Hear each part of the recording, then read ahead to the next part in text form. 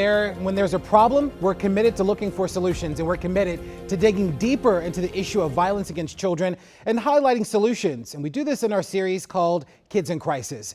This morning, we're focusing on children who grow up with even one or even possibly two parents behind bars.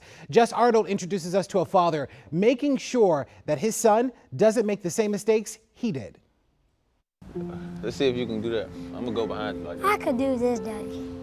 You can't do pull-ups on it though. Yes, I can. Some friendly competition between Jamari Queen and his dad. Look. 32-year-old Marcellus Queen. 5 years ago, he couldn't have been here. The way I learned how to survive, was like, doing the wrong stuff or whatever. He says he got 10 months for possession of a firearm, 3 years for distribution of crack cocaine, time away from now 11-year-old Jamari.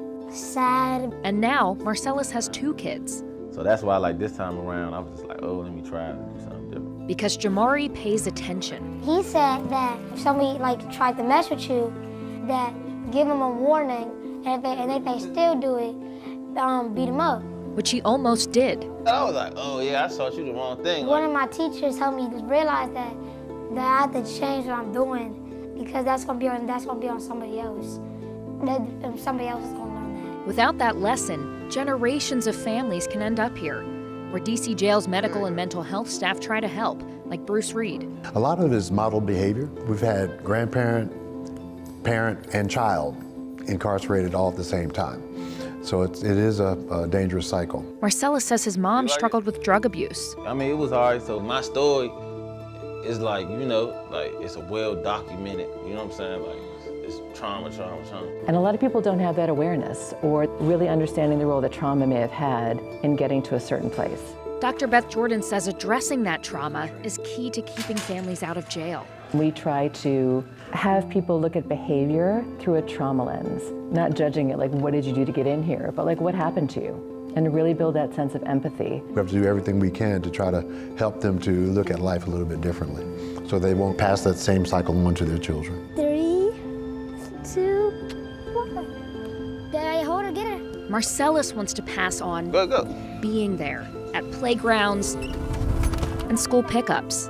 He's more mature, doing different type of things. Yep.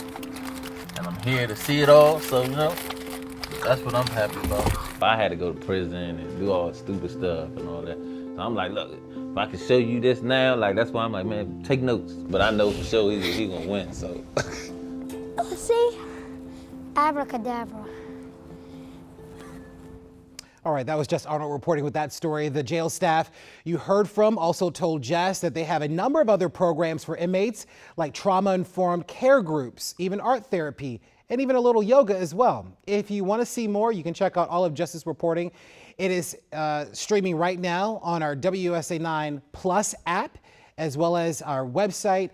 You can also see all of her reporting from the very inception to where we are now. Next week, you're going to hear from a 9-year-old girl who was shot last year. She shares her story and her recovery.